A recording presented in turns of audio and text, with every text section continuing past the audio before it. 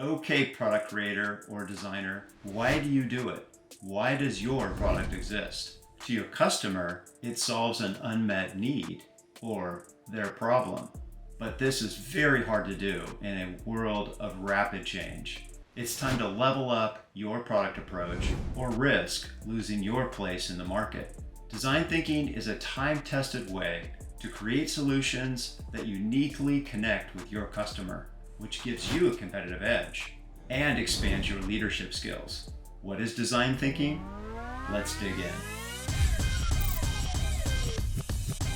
I'm Tim Clark. I'm a design leader with deep experiences in product design, marketing, and brand building, including 17 years at Nike. I have a passion for improving the customer experience through better products. Over the years, I've learned a few things and made quite a few mistakes. I'll show you what I've learned and give you a few shortcuts along the way. But before we do, let's go back and understand the roots of design thinking and what makes it so relevant today. Following World War II is a time of incredible change, much like what we're seeing today.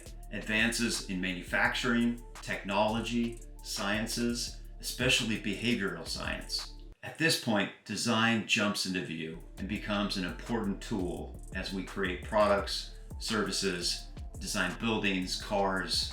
This is calling for design to be more scientific. Cognitive scientist and Nobel Prize laureate Herbert A. Simon was the first to mention design as a way of thinking in his 1969 book, The Sciences of the Artificial. Yet it was IDEO and their association with Stanford that brought design thinking to the framework we know it today. A human-centered approach to problem solving, emphasizing creativity, empathy, and iteration, and focusing a deeper understanding of the customer or the user and their deeper needs. Even today, design thinking is a time-tested and proven way to elevate not only product, but user experience as well. From UX, UI, services, strategy, and process. Yet it can be a little corporate and stuffy in its presentation. Don't be fooled. Design thinking is super relevant today. I found it to be one of the most important tools in my toolbox for creating products and solving problems. Yet why should you care about design thinking? 2 words: radical change. We've entered a time where the old rules of creating products and services do not apply. The marketplace is crowded with great product. I like to think of it as a supermarket shelf with hundreds of items all screaming, "Look at me!"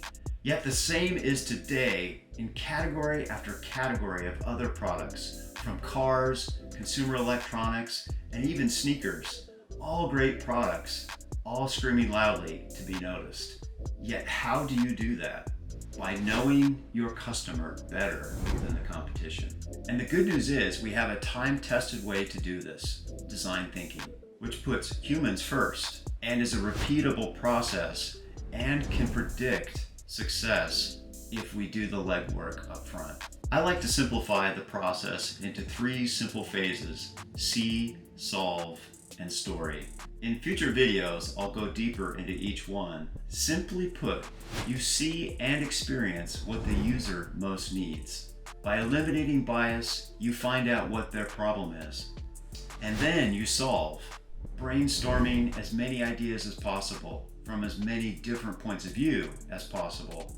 And then you prototype, then refine and test until you reach the desired outcome. And when you get to the story phase, this is where all your hard work pays off. Because you've spent your time digging into see the customer and their deepest needs and built that into the product, you have a ready-made story that speaks to the deepest needs of your customer, and the product already speaks because it solves their problem. That concludes my video. I hope you found some value. If you want to dig deeper into design thinking, click on the video on the right. Be sure to subscribe, and I'd love to know if you have any questions about design thinking. Hit me up in the comments below. See you next time.